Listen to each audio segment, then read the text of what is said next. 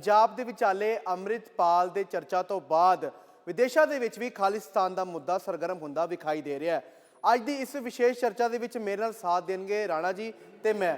ਅੱਜ ਤੁਹਾਨੂੰ ਅਸੀਂ ਇੱਕ ਅਜਿਹੇ ਵਿਸ਼ੇ ਬਾਰੇ ਵਿਚਾਰ ਚਰਚਾ ਕਰਾਂਗੇ ਜੋ ਕਿ ਫਿਲਹਾਲ ਦੇ ਤੌਰ ਤੇ ਇੱਕ ਭਖਦਾ ਮੁੱਦਾ ਵੀ ਬਣਿਆ ਹੋਇਆ ਮੁੱਦਾ ਹੈ ਖਾਲਿਸਤਾਨ ਦੀ ਮੰਗ ਦਾ। ਵਿਦੇਸ਼ ਤੋਂ ਵੱਖ-ਵੱਖ ਸਮੇਂ ਤੇ ਵੀਡੀਓ ਸਾਹਮਣੇ ਆਉਂਦੀਆਂ ਜਿੱਥੇ ਕਿ ਵਿਦੇਸ਼ਾਂ ਦੇ ਵਿੱਚ ਭਾਰਤ ਵਿੱਚ ਖਾਲਿਸਤਾਨ ਬਣਾਉਣ ਦੀ ਮੰਗ ਕੀਤੀ ਜਾਂਦੀ ਹੈ। ਇੱਕ ਨੁਮਾਇੰਦੇ ਦੇ ਲੋਕ ਹੁੰਦੇ ਨੇ ਜਿਨ੍ਹਾਂ ਦੇ ਹੱਥ ਵਿੱਚ ਝੰਡੇ ਫੜੇ ਹੁੰਦੇ ਨੇ ਖਾਲਿਸਤਾਨ ਦੇ। ਅਤੇ ਬੀਤੇ ਦਿਨ ਹੀ ਵੀਡੀਓ ਸਾਹਮਣੇ ਆਈ ਜਦੋਂ ਕਿ ਯੂਕੇ ਦੇ ਵਿਚਾਲੇ ਇੰਡੀਅਨ ਐਮਬੈਸੀ ਦੇ ਬਾਹਰ ਵੀ ਜਿਹੜੀ ਹੁੜਦੰਗਬਾਜ਼ੀ ਹੈ ਜਾਂ ਫਿਰ ਇੱਕ ਕਹਿ ਲਈਏ ਕਿ ਦੇਸ਼ ਦੇ ਸੰਬੰਧੀ ਜਿਹੜੀ ਵੱਡਾ ਅਪਮਾਨ ਆ ਉਹ ਵੀ ਨਿਕਲ ਕੇ ਸਾਹਮਣੇ ਆਇਆ ਸੀ। ਸੋ ਸਮੇਂ-ਸਮੇਂ ਦੌਰਾਨ ਜਿਹੜੇ ਨੁਮਾਇੰਦੇ ਨੇ ਉਹਨਾਂ ਵੱਲੋਂ ਖਾਲਿਸਤਾਨ ਦੀ ਮੰਗ ਕੀਤੀ ਜਾਂਦੀ ਹੈ। ਤਾਂ ਅੱਜ ਅਸੀਂ ਇਸ ਗੱਲ ਤੇ ਚਰਚਾ ਕਰਾਂਗੇ ਕਿ ਉਹਨਾਂ ਵੱਲੋਂ ਖਾਲਿਸਤਾਨ ਦੀ ਮੰਗ ਕਿਉਂ ਕੀਤੀ ਜਾਂਦੀ ਹੈ। ਉਹ ਵਿਦੇਸ਼ ਦੇ ਵਿੱਚ ਬੈਠੇ ਨੇ, ਵਿਦੇਸ਼ ਦੇ ਵਿੱਚ ਆਪਣਾ ਜੀਵਨ ਨਿਰਵਾਹ ਕਰ ਰਹੇ ਨੇ, ਪਰ ਉਹਨਾਂ ਵੱਲੋਂ ਵਾਰ-ਵਾਰ ਇਹ ਕਿਹਾ ਜਾਂਦਾ ਹੈ ਕਿ ਭਾਰਤ ਦੇ ਵਿੱਚ ਜਿਹੜੇ ਸਿੱਖ ਜਥੇਬੰਦੀ ਹੈ ਜਾਂ ਫਿਰ ਇੱਕ ਵੱਡਾ ਜਥੇਬੰਦੀ ਕਹਿ ਸਕਦੇ ਹਾਂ ਜਿਹੜੇ ਖਾਲਿਸਤਾਨ ਨੂੰ ਸਪੋਰਟ ਵੀ ਕਰਦੇ ਹੋਣਗੇ ਉਹਨਾਂ ਨੂੰ ਜਿਹੜਾ ਖਾਲਿਸਤਾਨ ਦਿੱਤਾ ਜਾਵੇ। ਰਾਣਾ ਜੀ, ਲਗਾਤਾਰ ਇਸ ਚੀਜ਼ ਤੇ ਕਾਰਵਾਈ ਨਿਕਲ ਕੇ ਸਾਹਮਣੇ ਆਉਂਦੀ, ਵਿਦੇਸ਼ਾਂ ਤੋਂ ਵੀਡੀਓ ਆਉਂਦੀਆਂ ਨੇ। ਬੀਤੇ ਦਿਨ ਹੀ ਆਪਾਂ ਤੇ ਗੱਲ ਕਰ ਲਈਏ ਤਾਂ ਯੂਕੇ ਦੇ ਵਿਚਾਲੇ ਇੰਡੀਅਨ ਐਮਬੈਸੀ ਦੇ ਬਾਹਰ ਵੀ ਸਾਰਾ ਕੁਝ ਵੇਖਣ ਮਿਲਿਆ। ਉੱਥੋਂ ਦੇ ਇੱਕ ਲੋਕਾਂ ਵੱਲੋਂ ਜਥੇਬੰਦੀ ਵੱਲੋਂ ਬਾਰ-ਬਾਰ ਇਹ ਗੱਲ ਕਹੀ ਜਾਂਦੀ ਸਾਨੂੰ ਭਾਰਤ ਦੇ ਵਿੱਚ ਖਾਲਿਸਤਾਨ ਦਿਓ, ਭਾਰਤ ਦੇ ਵਿੱਚ ਖਾਲਿਸਤਾਨ ਦਿਓ। ਇਸ ਵਿਸ਼ੇ ਕਰਕੇ ਉੱਥੇ ਹੁਲੜਬਾਜ਼ੀ ਵੀ ਕੀਤੀ ਜਾਂਦੀ ਆ, ਇੱਕ ਅਪਮਾਨਜਨਕ ਵੀਡੀਓ ਵੀ ਸਾਹਮਣੇ ਆਈ ਸਾਡੇ ਸਾਹਮਣੇ। ਇਹ ਸਾਰੀ ਚੀਜ਼ਾਂ ਕਿਉਂ ਹੋ ਰਹੀਆਂ ਨੇ ਜੀ? ਇਹ ਸਾਰੀ ਚੀਜ਼ਾਂ ਇਹਦਾ ਸਿੱਧਾ ਇੱਕ ਅੱਖਰ ਹੈਗਾ ਅਸਾਈਲਮ। ਇਹ ਜਿਹੜੇ ਵਿਦੇਸ਼ੀ ਲੋਕ ਨੇ ਜਾਂ ਜਿਹੜੇ ਵਿਦੇਸ਼ ਜਾਂਦੇ ਰਹਿੰਦੇ ਨੇ, ਜਿਨ੍ਹਾਂ ਨੂੰ ਵਿਦੇਸ਼ ਜਾ ਕੇ ਉੱਥੇ ਰੁਕਣ ਦੇ ਵਿੱਚ ਤੰਗੀ ਆਉਂਦੀ ਹੈ, ਉਹ ਇਸ ਸ਼ਬਦ ਦਾ ਮਤਲਬ ਬਹੁਤ ਵਧੀਆ ਤਰ੍ਹਾਂ ਜਾਣਦੇ ਆ। ਖਾਸ ਕਰਕੇ ਜੀ ਅਸਾਈਲਮ, ਇਹਨੂੰ ਆਪਾਂ ਹਿੰਦੀ 'ਚ ਕਹਿ ਦਿੰਦੇ ਸ਼ਰਨ। ਠੀਕ ਹੈ ਜੀ। ਤੇ ਸ਼ੈਲਟਰ ਵੀ ਇੱਕ ਤਰ੍ਹਾਂ ਤੁਸੀਂ ਕਹਿ ਸਕਦੇ ਹੋ। ਅੱਛਾ, ਇੱਕ ਨਾ ਦੋ ਤਰ੍ਹਾਂ ਦੇ ਅਸਾਈਲਮ ਹੁੰਦੇ ਆ। ਇੱਕ ਹੁੰਦੇ ਆ ਕਿ ਜਿੱਦਾਂ ਪੋਲੀਟੀਕਲ ਸ਼ਰਨ ਕਹਿੰਦੇ ਆਪਾਂ, ਉਹ ਜਿਹੜੇ ਪੋਲੀਟੀਕਲ ਲੋਕ ਹੈਗੇ ਆ ਉਹ ਲੈਂਦੇ ਨੇ। ਤੇ ਇੱਕ ਹੈਗਾ ਜਿਹੜਾ ਆਮ ਲੋਕ, ਜਿਹੜੇ ਲੋਕ ਇੱਥੋਂ ਕਿਸੇ ਨਾ ਕਿਸੇ ਤਰ੍ਹਾਂ ਥੋੜਾ ਜਿਹਾ ਵੀਜ਼ਾ ਲੈ ਕੇ ਚੱਲ ਜਾਂਦੇ ਆ।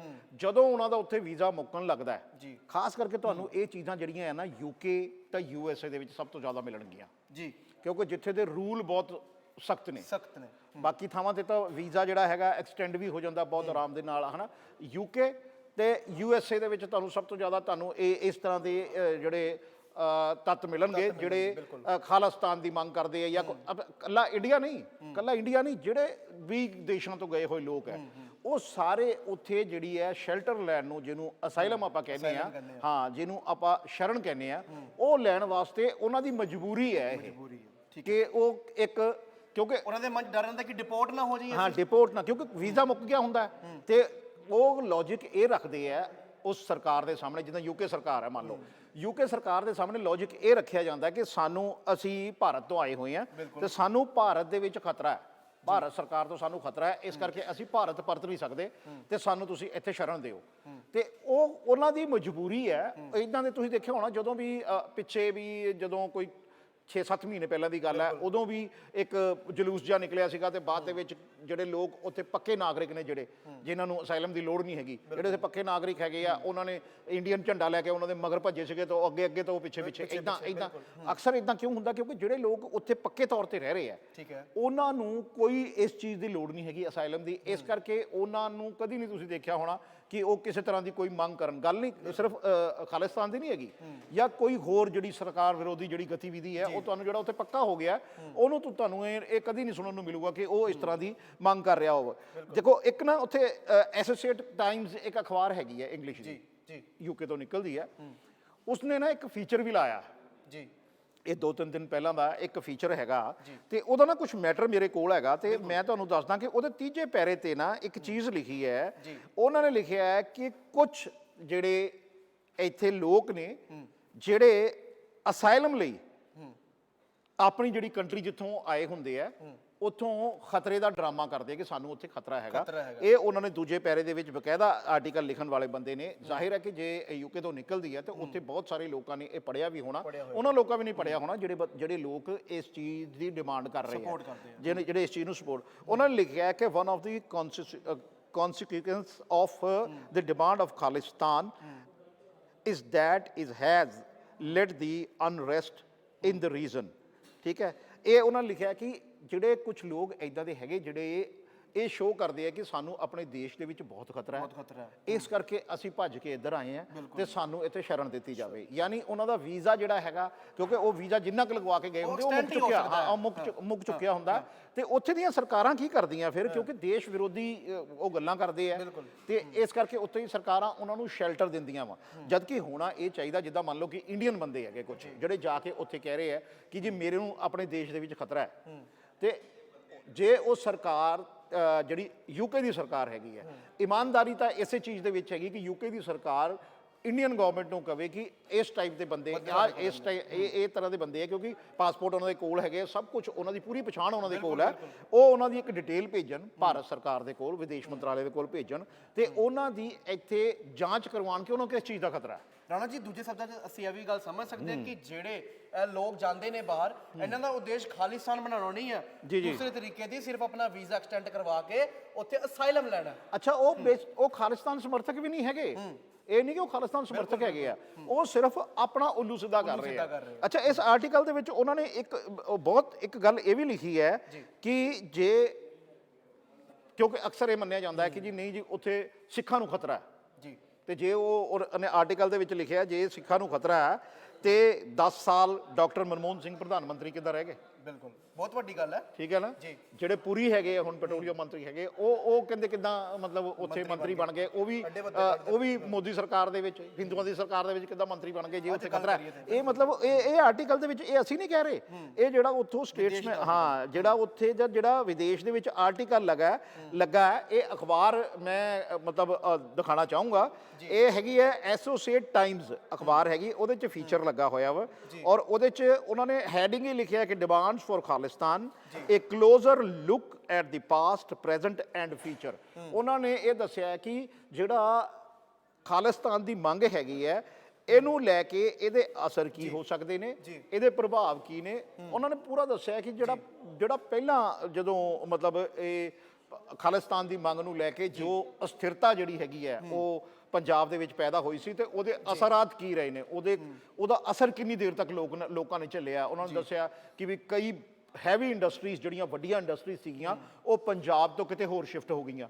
ਉਹਦੇ ਨਾਲ ਕੀ ਹੋਇਆ ਕਿ ਬੇਰੋਜ਼ਗਾਰੀ ਵੱਧ ਗਈ, ਲੋਕਾਂ ਦੇ ਘਰਾਂ 'ਚ ਆਰਥਿਕ ਤੰਗੀ ਹੋ ਗਈ, ਪੰਜਾਬ ਆਰਥਿਕ ਤੌਰ ਤੇ ਵੀਕ ਹੋ ਗਿਆ। ਅੱਛਾ, ਉਹਨਾਂ ਨੇ ਜਿਹੜੇ ਮੌਜੂਦਾ ਮੁੱਖ ਮੰਤਰੀ ਹੈ ਭਗਵੰਤ ਸਿੰਘ ਮਾਨ, ਉਹਨਾਂ ਦਾ ਜ਼ਿਕਰ ਵੀ ਕੀਤਾ ਇਸ ਆਰਟੀਕਲ ਦੇ ਵਿੱਚ। ਉਹਨਾਂ ਨੇ ਕਿਹਾ ਕਿ ਜੇ ਮਤਲਬ ਉੱਥੇ ਪੰਜਾਬ ਦੇ ਵਿੱਚ ਅਜਿਹਾ ਖਤਰਾ ਹੈ ਤੇ ਇੱਕ ਸੀਐਮ, ਹਾਂ ਬਿਲਕੁਲ, ਕਿਉਂਕਿ ਦੇਖੋ ਇਹ ਖੁਦ ਸਿੱਖ ਨੇ, ਇਹਨਾਂ ਤੋਂ ਪਹਿਲਾਂ ਜਿਹੜੇ ਚੰਨੀ ਰਹੇ ਆ ਉਹ ਸਿੱਖ ਨੇ, ਤੇ ਜਿਹੜੇ ਕੈਪਟਨ ਰਹੇ ਆ ਉਹ ਸਿੱਖ ਸੀਗੇ, ਉਹਦੇ ਪ੍ਰਕਾਸ਼ ਸਿੰਘ ਬਾਦਲ ਖੁਦ ਸਿੱਖ ਨੇ, ਸੁਖਬੀਰ ਸਿੰਘ ਬਾਦਲ ਖੁਦ ਸਿੱਖ ਨੇ, ਜਿਹੜੇ ਸੱਤਾ ਦੇ ਵਿੱਚ ਮੇਨ ਮਤਲਬ ਅਹੁਦਿਆਂ ਤੇ ਰਹੇ ਨੇ।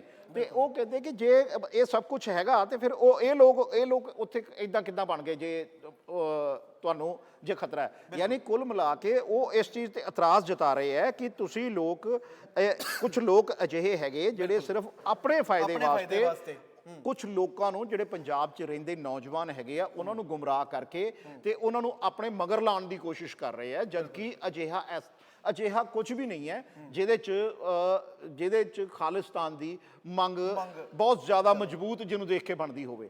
ਸਿਰਫ ਇਹ ਲੋਕ ਜਿਹੜੇ ਬਾਹਰ ਬੈਠ ਕੇ ਵਿਦੇਸ਼ੋਂ ਬੈਠ ਕੇ, ਅੱਛਾ ਇਹਨਾਂ ਇੱਕ ਹੋਰ ਉਹਦੇ 'ਚ ਗੱਲ ਲਿਖੀ ਹੈ ਕਿ ਉਹਨਾਂ ਨੂੰ ਇਹ ਪਤਾ ਕਿ ਸਾਡਾ ਪਰਿਵਾਰ ਤਾਂ ਪੰਜਾਬ ਜਾਣਾ ਨਹੀਂ ਹੈਗਾ ਹੁਣ ਜੀ, ਸਾਡਾ ਪੰਜਾਬ 'ਚ ਪਰਿਵਾਰ ਜਾਣਾ ਨਹੀਂ ਹੈਗਾ ਤੇ ਸਾਨੂੰ ਕਿਸ ਗੱਲ ਦਾ ਖਤਰਾ, ਠੀਕ ਹੈ। ਤੇ ਲੇਕਿਨ ਜਿਹੜੇ ਇੱਥੇ ਬੈਠੇ ਨੌਜਵਾਨ ਹੈ ਨਾ, ਹਾਲਾਂਕਿ ਬਹੁਤ ਸਾਰੇ ਨੌਜਵਾਨ ਜਿਹੜੇ ਇਹਦੇ 'ਚ ਇਹ ਵੀ ਲਿਖਿਆ ਕਿ ਬਹੁਤ ਸਾਰੇ ਨੌਜਵਾਨ ਜਾਂ ਲੋਕ ਜਿਹੜੇ ਹੈਗੇ ਆ ਜਿਹੜੇ ਸਿੱਖ ਕਮਿਊਨਿਟੀ ਨਾਲ ਹੀ ਸੰਬੰਧਿਤ ਨੇ, ਉਹ ਇਹਨਾਂ ਚੀਜ਼ਾਂ ਨੂੰ ਨਹੀਂ ਮੰਨਦੇ। ਉਹ ਕਹਿੰਦੇ ਨਹੀਂ ਜੀ ਐਸਾ ਕੁਝ ਨਹੀਂ ਹੈਗਾ, ਸਭ ਕੁਝ ਇੱਥੇ ਤਾਂ ਬਹੁਤ ਸ਼ਾਂਤ ਹੈ, ਪੰਜਾਬ ਦੇ ਵਿੱਚ ਵੈਸੇ ਵੀ ਸ਼ਾਂਤੀ, ਹਾਂ ਸ਼ਾਂਤ ਬਹੁਤ ਮਾਹੌਲ ਹੈ। ਔਰ ਪੰਜਾਬ ਇੱਕ ਐਸੀ ਸਟੇਟ ਹੈ ਜਿਹਦੀ ਹਿੰਦੁਸਤਾਨ ਹੀ ਨਹੀਂ ਪੂਰੇ ਵਿਦੇਸ਼ ਦੇ ਵਿੱਚ, ਪੂਰੇ ਦੁਨੀਆ ਦੇ ਵਿੱਚ ਮਤਲਬ ਉਹਦੀ ਚਰਚਾ ਹੈ। ਭਾਈਵਾਲ ਨੂੰ ਵੀ ਲੈ ਕੇ, ਸਾਂਝੀਵਾਲਤਾ ਨੂੰ ਲੈ ਕੇ, ਹਾਂ ਸਾਂਝੀਵਾਲਤਾ ਨੂੰ, ਪਿਆਰ ਆਪਸ 'ਚ, ਭਾਈਚਾਰਕ ਸਾਂਝ ਨੂੰ ਲੈ ਕੇ। ਤੁਸੀਂ ਦੇਖੋ ਇੱਥੇ ਦੇ ਕਈ ਜਿਹੜੇ ਕਲਾਕਾਰ ਹੈਗੇ ਇੰਟਰਨੈਸ਼ਨਲ ਲੈਵਲ ਤੇ ਮਸ਼ਹੂਰ ਨੇ, ਚਾਹੇ ਉਹ ਸਿੱਖ ਕਮਿਊਨਿਟੀ ਨਾਲ ਸੰਬੰਧਿਤ ਹੈਗੇ ਚਾਹੇ ਨਹੀਂ ਹੈਗੇ, ਲੇਕਿਨ ਉਹ ਇੰਟਰਨੈਸ਼ਨਲ ਲੈਵਲ ਤੇ ਮਸ਼ਹੂਰ। ਹੁਣ ਤੁਸੀਂ ਦੇਖੋ ਕਿ ਸਿੱਧੂ ਮੂਸੇਵਾਲਾ ਦਾ ਪਿੱਛੇ ਮਰਡਰ ਹੋਇਆ, ਠੀਕ ਹੈ ਜੀ, ਤੇ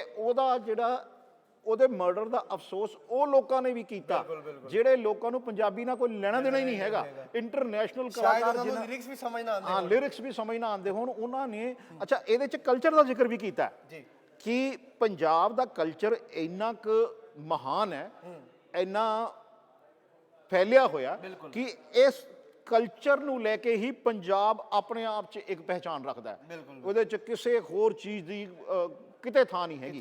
ਪੰਜਾਬ ਆਪਣੇ ਆਪ 'ਚ ਇੱਕ ਇੰਨਾ ਮਜ਼ਬੂਤ ਸੂਬਾ ਹੈ ਕਿ ਕਿਤੇ ਹੋਰ ਕਿਸੇ ਚੀਜ਼ ਦੀ ਥਾਂ ਨਹੀਂ ਹੈਗੀ। ਇਹ ਇੱਕ ਆਰਟੀਕਲ ਦੇ ਵਿੱਚ ਬਹੁਤ ਉਹਨਾਂ ਨੇ ਲਿਖਿਆ ਹੋਇਆ, ਬਾਰ-ਬਾਰ ਉਹਨਾਂ ਨੇ ਜ਼ਿਕਰ ਕੀਤਾ ਹੈ। ਇਹਦੇ 'ਚ ਦੇਖੋ ਤੁਸੀਂ, ਉਹ ਭਗਵੰਤ ਸਿੰਘ ਮਾਨ ਦਾ ਜ਼ਿਕਰ ਕੀਤਾ ਹੋਇਆ, ਪ੍ਰਾਈਮ ਮਿਨਿਸਟਰ 10 ਸਾਲ ਜਿਹੜੇ ਡਾਕਟਰ ਮਨਮੋਹਨ ਸਿੰਘ ਰਹੇ ਉਹਨਾਂ ਦਾ ਜ਼ਿਕਰ ਕੀਤਾ ਹੈ, ਤੇ ਹਰਦੀਪ ਪੁਰੀ ਉਹਨਾਂ ਦਾ ਜ਼ਿਕਰ ਕੀਤਾ ਹੈ ਇਸ current minister of petroleum and natural gas, housing and urban affairs. ਠੀਕ ਹੈ ਜੀ। ਔਰ ਇਹ ਬਕਾਇਦਾ ਲਿਖਿਆ ਹੈ ਕਿ ਇਜ਼ ਟਰਬਨਡ, ਪਗੜੀ ਬੰਨਦੇ ਆ, ਸਿਰਫ ਸਿੱਖ ਨਹੀਂ ਹੈ, ਪਗੜੀ ਵੀ ਬੰਨਦੇ ਆ। ਤੇ ਫਿਰ ਜੇ ਉਹਨਾਂ ਨੂੰ ਇੱਕ ਹਿੰਦੂਆਂ ਦੀ ਸਰਕਾਰ ਦੇ ਵਿੱਚ, ਮੋਦੀ ਦੀ ਸਰਕਾਰ ਦੇ ਵਿੱਚ ਜੇ ਉਹਨਾਂ ਨੂੰ ਇੰਨਾ ਮਹੱਤਵਪੂਰਨ ਅਹੁਦਾ ਮਿਲ ਸਕਦਾ ਹੈ ਤੇ ਪੰਜਾਬ ਦੇ ਸੀਐਮ ਸਰਦਾਰ ਹੀ ਹੁੰਦੇ ਨੇ, ਤਾਂ ਫਿਰ ਕਿਸ ਚੀਜ਼ ਦਾ। ਤੇ ਇਹਦੇ 'ਚ ਇਹ ਹੋ ਸਕਦਾ ਹੈ ਕਿ ਜੇ ਬ੍ਰਿਟਿਸ਼ ਸਰਕਾਰ ਜਿਹੜੀ ਹੈਗੀ ਹੈ ਉਹ ਇੰਡੀਅਨ ਗਵਰਨਮੈਂਟ ਨੂੰ, ਭਾਰਤੀ ਸਰਕਾਰ ਨੂੰ ਉਹਨਾਂ ਦੀ ਪੂਰੀ ਡਿਟੇਲ ਭੇਜੇ। ਜੋ ਲੋਕ ਇੱਦਾਂ ਦੀ ਚਾਰ ਮੁੱਠੀ ਭਰ ਲੋਕ ਜਿਹੜੇ ਉੱਠ ਕੇ ਡਿਮਾਂਡ ਕਰਨ ਲੱਗ ਪੈਂਦੇ ਆ ਔਰ ਐਡਾ ਦਾ ਜਿਹੜਾ ਉੱਥੇ ਹੁੜਦੰਗ ਮਚਾਉਂਦੇ ਆ, ਉਹਨਾਂ ਦੀ ਡਿਟੇਲ ਭੇਜਣ ਬਕਾਇਦਾ। ਉਹ ਇੰਡੀਅਨ ਗਵਰਨਮੈਂਟ ਉਹਨਾਂ ਦੀ ਜਾਂਚ ਕਰਕੇ ਉਹਨਾਂ ਨੂੰ ਭੇਜੇ, ਯੂਕੇ ਗਵਰਨਮੈਂਟ ਨੂੰ ਭੇਜੇ, ਕਿ ਤਾਂ ਕਿ ਜੇ ਇਹ ਇਮਾਨਦਾਰੀ ਨਾਲ ਇੱਕ ਗੱਲ ਚੁੱਕੀ ਜਾਵੇ ਤੇ ਇਹਦਾ ਇਹ ਹੋ ਸਕਦਾ। ਔਰ ਸਾਫ਼ ਪਤਾ ਲੱਗ ਜਾਏਗਾ ਕਿ ਇਹ ਮਾਮਲਾ ਸਾਰਾ ਅਸਾਈਲਮ ਦਾ ਹੈਗਾ, ਹੋਰ ਕਿਸੇ ਚੀਜ਼ ਦਾ ਨਹੀਂ ਹੈਗਾ। ਅਸਾਈਲਮ ਕਿਉਂਕਿ ਇੱਕ ਐਸੀ ਚੀਜ਼ ਹੈ ਕਿ ਜਦੋਂ ਇਹ ਕਿਹਾ ਜਾਂਦਾ ਕਿ ਜੀ ਮੈਂ ਜੇ ਆਪਣੇ ਦੇਸ਼ ਜਾਊਂਗਾ ਤਾਂ ਮੈਨੂੰ ਇਹ ਖਤਰਾ ਹੈ ਕਿ ਮੈਂ ਮਤਲਬ ਮੈਂ ਸੁਰੱਖਿਅਤ ਮਹਿਸੂਸ ਨਹੀਂ ਕਰਦਾ ਉੱਥੇ। ਅੱਛਾ, ਜੇ ਉਹ ਸੁਰੱਖਿਅਤ ਮਹਿਸੂਸ ਨਹੀਂ ਕਰਦੇ ਤੇ ਜਿਸ ਦੇਸ਼ ਦੇ ਵਿੱਚ ਉਹ ਇਸ ਤਰ੍ਹਾਂ ਦੀ ਹਰਕਤਾਂ ਕਰ ਰਹੇ ਆ ਜਾਂ ਇਸ ਤਰ੍ਹਾਂ ਦੀ ਆਵਾਜ਼ ਚੁੱਕ ਰਹੇ ਆ ਜਾਂ ਉੱਥੇ ਹੁੜਦੰਗ ਕਰ ਰਹੇ ਆ, ਤੇ ਅੱਜ ਨਹੀਂ ਤਾਂ ਕੱਲ ਉਸ ਦੇਸ਼ ਦੀ ਸਰਕਾਰ ਨੇ ਵੀ ਤਾਂ ਕਾਰਵਾਈ ਕਰਨੀ ਹੈ ਨਾ। ਲੇਕਿਨ ਉਹ ਦੇਸ਼ ਜਿਹੜੇ ਹੈਗੇ ਫਿਲਹਾਲ ਉਹਨਾਂ ਨੂੰ ਇਹ ਲੱਗਦਾ ਹੈ ਕਿ ਯਾਰ ਇਹ ਹਿਊਮਨ ਰਾਈਟਸ ਦਾ ਮਾਮਲਾ ਹੈ ਤੇ ਇਸ ਕਰਕੇ ਇਹਨਾਂ ਨੂੰ ਸ਼ੈਲਟਰ ਦੇ ਦੇਣੀ ਚਾਹੀਦੀ। ਅਸਾਈਲਮ ਜਿਹੜੀ ਸਭ ਤੋਂ ਵੱਡਾ ਸ਼ੈਲਟਰ ਹੈ ਅਜਿਹੇ ਲੋਕਾਂ ਵਾਸਤੇ ਜਿਹੜੇ ਲੋਕ ਵਿਦੇਸ਼ਾਂ 'ਚ ਜਾ ਕੇ ਆਪ ਉੱਥੇ ਆਪਣੇ ਦੇਸ਼ ਨੂੰ ਬਦਨਾਮ ਕਰਦੇ। ਮੈਂ ਇਕੱਲੇ ਭਾਰਤੀਆਂ ਦੀ ਗੱਲ ਨਹੀਂ ਕਰ ਰਿਹਾ, ਹੋਰ ਦੇਸ਼ਾਂ ਦੀ ਗੱਲ ਵੀ ਕਰ ਰਿਹਾ, ਮੈਂ ਏਸ਼ੀਅਨਸ ਦੀ ਗੱਲ ਕਰ ਰਿਹਾ ਜਾਂ ਅਫਰੀਕਨ ਦੀ ਗੱਲ ਕਰ ਰਿਹਾ, ਸਾਰਿਆਂ ਦੀ ਗੱਲ ਕਰ ਰਿਹਾ ਕਿ ਜਿਹੜੇ ਆਪਣੇ ਦੇਸ਼ ਨੂੰ ਜਾ ਕੇ ਸੁਰੱਖਿਅਤ ਹੈ, ਇਸ ਕਰਕੇ ਸਾਨੂੰ ਆਪਣੇ ਦੇਸ਼ 'ਚ ਸ਼ਰਨ ਦਿੱਤੀ ਜਾਵੇ। ਔਰ ਉੱਥੇ ਦੀ ਗਵਰਨਮੈਂਟ ਉੱਥੇ ਦੀ ਗਵਰਨਮੈਂਟ ਜਿਹੜੀ ਹੈਗੀ ਆ ਉਹ ਇਹਦੇ ਤੇ ਵਿਚਾਰ ਵੀ ਕਰਦੀ ਹੈ ਕਿ ਉੱਥੇ, ਕਿਉਂਕਿ ਉਹ ਇਹ ਜਿਹੜੇ ਲੋਕਤਾਂਤਰਿਕ ਦੇਸ਼ ਨੇ ਇਹ ਜਿਹੜੇ ਹੈਗੇ ਆ, ਔਰ ਉੱਥੇ ਜ਼ਿਆਦਾ ਜੇ ਕਿਹਾ ਜਾ ਸਕਦਾ ਕਿ ਵੀ ਆਜ਼ਾਦੀ ਜਿਹੜੀ ਹੈ ਇਨਸਾਨ ਨੂੰ ਜੀਣ ਵਾਸਤੇ ਹੈ, ਜ਼ਿਆਦਾ। ਤੇ ਉਹਨਾਂ ਨੂੰ ਇਹ ਲੱਗਦਾ ਹੈ ਕਿ ਕਿਉਂਕਿ ਜਦਕਿ ਸਾਡਾ ਆਪਣਾ ਦੇਸ਼ ਭਾਰਤ ਦੇਸ਼ ਦੁਨੀਆ ਦਾ ਸਭ ਤੋਂ ਵੱਡਾ ਲੋਕਤੰਤਰ ਹੈ, ਇੱਦਾਂ ਦੀ ਲੋਕਤੰਤਰਿਕ ਵਿਵਸਥਾ ਸ਼ਾਇਦ ਹੀ ਕਿਸੇ ਦੇਸ਼ ਦੇ ਵਿੱਚ ਹੋਵੇ। ਇਸ ਦੇ ਬਾਵਜੂਦ ਕੁਝ ਲੋਕ ਜਿਹੜੇ ਹੈਗੇ ਜਿਹੜੇ ਇੱਥੇ ਨਹੀਂ ਕੁਝ ਕਰ ਸਕਦੇ, ਬਾਹਰ ਚਲੇ ਬਿਲਕੁਲ ਉਹ ਬਾਹਰ ਚਲੇ ਜਾਂਦੇ ਨੇ, ਬਾਹਰ ਜਾ ਕੇ ਜੀ ਇੱਥੇ ਸਾਨੂੰ ਖਤਰਾ ਹੈ, ਇਸ ਕਰਕੇ ਅਸੀਂ ਇੱਥੇ ਆ ਨਹੀਂ ਸਕਦੇ, ਤੁਸੀਂ ਸਾਨੂੰ ਅਸਾਈਲਮ ਦਿਓ, ਸਾਨੂੰ ਜਿਹੜੀ ਹੈਗੀ ਆ ਉਹ ਸ਼ੈਲਟਰ ਦਿਓ, ਸਾਨੂੰ ਕੀ ਕਿਹਾ ਸੀਗਾ, ਸ਼ਰਨ ਦਿਓ। ਤੇ ਉਹਦੀ ਮੰਗ ਨੂੰ ਲੈ ਕੇ ਉਹ ਆਪਣਾ ਇੱਕ ਜਿਹੜਾ ਕਹਿ ਸਕਦੇ ਹੋ ਤੁਸੀਂ ਕਿ ਇੱਕ ਆਧਾਰ ਬਣਾ ਕੇ, ਇਸ ਨੂੰ ਆਧਾਰ ਬਣਾ ਕੇ ਤਾਂ ਕਿ ਸਾਨੂੰ ਵੀਜ਼ਾ ਮਿਲ ਸਕੇ ਔਰ ਅਸੀਂ ਇੱਥੇ ਹੀ ਰਹਿ ਜਾਈਏ। ਅੱਜ ਵੀ ਤੁਸੀਂ ਦੇਖੋ ਆਪਣੇ ਕੋਲ ਫੁਟੇਜ ਆਈ ਹੋਈ ਹੈ ਇੱਕ, ਸਿਕਿਉਰਿਟੀ ਦੀ ਤੁਸੀਂ ਦੇਖਿਆ ਹੋਣਾ, ਅਸੀਂ ਸਕਰੀਨ ਤੇ ਤਸਵੀਰਾਂ ਵਿਚਾਲੇ ਤੁਸੀਂ ਦੇਖ ਸਕਦੇ ਹੋ। ਤੁਸੀਂ ਦੇਖ ਸਕਦੇ ਹੋ ਕਿ ਕਿੰਨੀ ਪੁਲਿਸ ਦੀਆਂ ਗੱਡੀਆਂ ਜਿਹੜੀਆਂ ਹੈਗੀਆਂ ਉਹ ਐਮਬੈਸੀ ਦੇ ਬਾਹਰ ਲੱਗੀਆਂ, ਇੰਡੀਅਨ ਐਮਬੈਸੀ ਦੇ ਬਾਹਰ ਕਿੰਨੀ, ਕਿਉਂਕਿ ਕਹਿੰਦੇ ਇਸ ਕਰਕੇ ਉਹ ਲਾਈਆਂ ਗਈਆਂ ਕਿਉਂਕਿ ਉਹਨਾਂ ਨੂੰ ਫਿਰ ਇਹ ਇਨਫੋਰਮੇਸ਼ਨ ਮਿਲੀ ਕਿ ਕੁਝ ਜਿਹੜੇ ਹੈਗੇ ਆ ਕੁਝ ਪ੍ਰਦਰਸ਼ਨਕਾਰੀ ਹੈਗੇ ਜਿਹੜੇ ਇਸ ਐਮਬੈਸੀ ਵੱਲ ਵੱਧ ਸਕਦੇ ਆ, ਤੇ ਉਸ ਤੋਂ ਪਹਿਲਾਂ ਪੁਲਿਸ ਨੂੰ ਉੱਥੇ ਆਪਣੀ ਫੋਰਸ ਲਾਣੀ ਪੈ ਰਹੀ ਹੈ ਵਿਦੇਸ਼ 'ਚ ਜਾ ਕੇ, ਜਦਕਿ ਉਹਨਾਂ ਲੋਕਾਂ ਨੂੰ ਸਿਰਫ ਹਜੇ ਅਸਾਈਲਮ ਨਹੀਂ ਮਿਲਿਆ ਹੋਇਆ, ਇਸ ਕਰਕੇ ਉਹ ਲੋਕ ਆਪਣਾ ਆਧਾਰ ਉੱਥੇ ਰੱਖਣ ਨੂੰ ਤਾਂ ਕਿ ਸਾਨੂੰ ਇੱਥੋਂ ਕੱਢਣਾ ਜਾਵੇ। ਸਾਰੀ ਚੀਜ਼ਾਂ ਨੂੰ ਫਿਲਮਾਇਆ ਜਾ ਰਿਹਾ, ਆਪਾਂ ਵੀ ਕਹਿ ਸਕਦੇ ਹਾਂ, ਇਹ ਦਿਖਾਇਆ ਜਾ ਰਿਹਾ ਕਿਸੇ ਤੰਗ ਪਰੇਸ਼ਾਨ ਦਿਖਾਇਆ ਜਾ ਰਿਹਾ, ਜਿਸ ਕਰਕੇ ਉਹ ਬੜੀ ਗਵਰਨਮੈਂਟ ਉੱਥੇ ਦੀ ਗਵਰਨਮੈਂਟ ਜਿਹੜੀ ਹੈਗੀ ਹੈ ਉਹ ਕਿਉਂਕਿ ਉਹਨਾਂ ਨੂੰ ਇਹ ਲੱਗਦਾ ਹੈ ਕਿ ਸਾਨੂੰ ਇਹਨਾਂ ਨੂੰ ਸ਼ੈਲਟਰ ਦੇਣੀ ਚਾਹੀਦੀ ਹੈ, ਠੀਕ ਹੈ, ਸਾਨੂੰ ਇਹਨਾਂ ਨੂੰ ਇੱਥੇ ਰੱਖਣਾ ਚਾਹੀਦਾ ਤਾਂ ਕਿ ਇਹਨਾਂ ਦੀ ਜਾਨ ਨੂੰ ਕਿਸੇ ਤਰ੍ਹਾਂ ਦਾ ਖਤਰਾ ਨਾ ਹੋ ਸਕੇ। ਲੇਕਿਨ ਅਜਿਹਾ ਕੁਝ ਨਹੀਂ ਹੈਗਾ, ਸਾਰਾ ਖੇਡ ਜਿਹੜਾ ਹੈਗਾ ਉਹ ਹੈਗਾ ਉੱਥੇ ਅਸਾਈਲਮ ਲੈਣ ਦਾ, ਉੱਥੇ ਸ਼ਰਨ ਲੈਣ ਦਾ, ਉੱਥੇ ਰਹਿਣ ਦਾ, ਸਾਰੀ ਖੇਡ ਹੈ ਇਹ। ਔਰ ਉਹ ਲੋਕ ਕੀ ਕਰਦੇ ਆ ਬਾਅਦ ਦੇ ਵਿੱਚ, ਜਿਹੜੇ ਲੋਕ ਇੱਥੇ ਨੌਜਵਾਨ ਜਿਹੜੇ ਹੈਗੇ ਆ ਉਹਨਾਂ ਨੂੰ ਵਰਗਲਾਉਂਦੇ ਆ, ਉਹਨਾਂ ਨੂੰ ਪੈਸੇ ਦੀ ਲਾਲਚ ਦਿੰਦੇ ਆ, ਠੀਕ ਹੈ, ਤੇ ਕਿਉਂਕਿ ਉਹ ਪੀਆਰ ਦਾ ਲਾਲਚ ਵੀ ਦਿੰਦੇ ਹੋਣਗੇ ਨਾਲ ਕਿ ਜਿਸ ਤਰੀਕੇ ਨਾਲ ਅਸੀਂ ਕਰ ਰਹੇ ਹਾਂ ਤੁਸੀਂ ਵੀ ਕਰੋ, ਹਾਂ ਤੁਹਾਨੂੰ ਅਸੀਂ ਇੱਥੇ ਬੁਲਾ ਲਾਂਗੇ। ਮਤਲਬ ਬਹੁਤ ਸਾਰੀਆਂ ਜਿਹੜੀਆਂ ਦੇਖੋ ਲਾਲਚ ਲਈ ਤਾਂ ਕੁਝ ਵੀ ਕਿਹਾ ਜਾ ਸਕਦਾ, ਉਹ ਪੂਰੀ ਹੋਵੇ ਜਾਂ ਨਾ ਹੋਵੇ ਉਹ ਬਾਅਦ ਦੀ ਗੱਲ ਹੈ। ਲੇਕਿਨ ਤੁਸੀਂ ਇਸ ਆਰਟੀਕਲ, ਮੈਂ ਇਸ ਆਰਟੀਕਲ ਦੇ ਜ਼ਿਕਰ ਕਰਕੇ ਹੀ ਅੱਜ ਇਸ ਚਰਚਾ ਆਪਾਂ ਕੀਤੀ ਹੈ, ਕਿਉਂਕਿ ਇਸ ਆਰਟੀਕਲ ਦੇ ਵਿੱਚ ਉਹਨਾਂ ਨੇ ਇਹਦੇ ਸਾਰੇ ਇੰਪੈਕਟ ਜਿਹੜੇ ਹੈਗੇ ਨਾ,